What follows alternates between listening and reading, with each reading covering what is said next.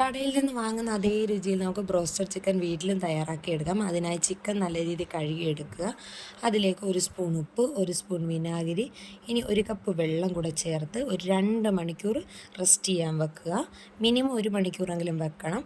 ഇനി മറ്റൊരു പാത്രത്തിൽ 1 കപ്പ് മൈദ, 1 സ്പൂൺ ഉപ്പ്, 1/2 സ്പൂൺ സോഡാപ്പൊടി, 1 സ്പൂൺ ഗരം മസാല, ആവശ്യത്തിന് കുരുമുളക് പൊടി, 1 സ്പൂൺ മുളക് പൊടി. ഇനി ഇതിലേക്ക് ആവശ്യാനുസരണം പാലൊഴിച്ച് മിക്സ് ചെയ്ത് തൈയൊരു പരുവത്തിലാക്കി എടുക്കുക. ഇനി ഇതിലേക്ക് 1 സ്പൂൺ വിനാഗിരി കൂടെ ചേർത്ത് നല്ല രീതിയിൽ മിക്സ് ചെയ്ത് വെക്കുക. മറ്റൊരു പാത്രത്തിലേക്ക് 1 കപ്പ് മൈദ, 1 സ്പൂൺ ഉപ്പ് ചേർത്ത് നല്ല രീതിയിൽ മിക്സ് ചെയ്ത് വെക്കുക.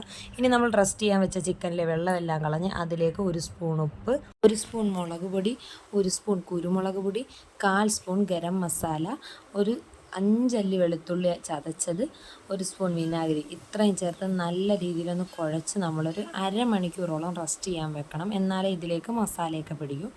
അത് കഴിയുമ്പോഴത്തേക്കും ചട്ടി ചൂടാകുമ്പോൾ അതിലേക്ക് എണ്ണ ഒഴിച്ച് എണ്ണ നല്ല രീതിയിൽ ചൂടായി കഴിയുമ്പോൾ ഗ്യാസ് സിമ്മിൽ വെച്ചിട്ട് വേണം നമ്മൾ ഓരോ ചിക്കൻ പീസും ഇതുപോലെ ഈ മൈദയുടെ പൗഡറിൽ മുക്കിയെടുത്ത് അതിൽ നിന്ന് ഈ ഒരു ബാറ്ററിലോട്ട് മുക്കി വീണ്ടും നമ്മൾ അതേ മൈദാപ്പൊടിയിൽ ഒന്നും കൂടെ മുക്കിയെടുത്തൊന്ന് ജസ്റ്റ് കുടഞ്ഞെടുത്താൽ മതി. അപ്പം തന്നെ അതിൽ കോട്ടിങ്ങൊക്കെ പിടിച്ചിട്ടുണ്ടാവും. ഈ കാണിച്ച മെത്തേഡിൽ തന്നെ ബാക്കിയുള്ള ചിക്കൻ പീസും ഇതുപോലെ തന്നെ കോട്ട് ചെയ്തെടുത്ത് വെക്കുക. എണ്ണ നല്ല രീതിയിൽ ചൂടാകുമ്പോൾ ഓരോ ചിക്കൻ പീസായിട്ട് അതിലിട്ട് എടുത്തിടുക. ഒരുപാട് ഡാർക്ക് കളർ വരേണ്ട കാര്യമില്ല ചിക്കന്.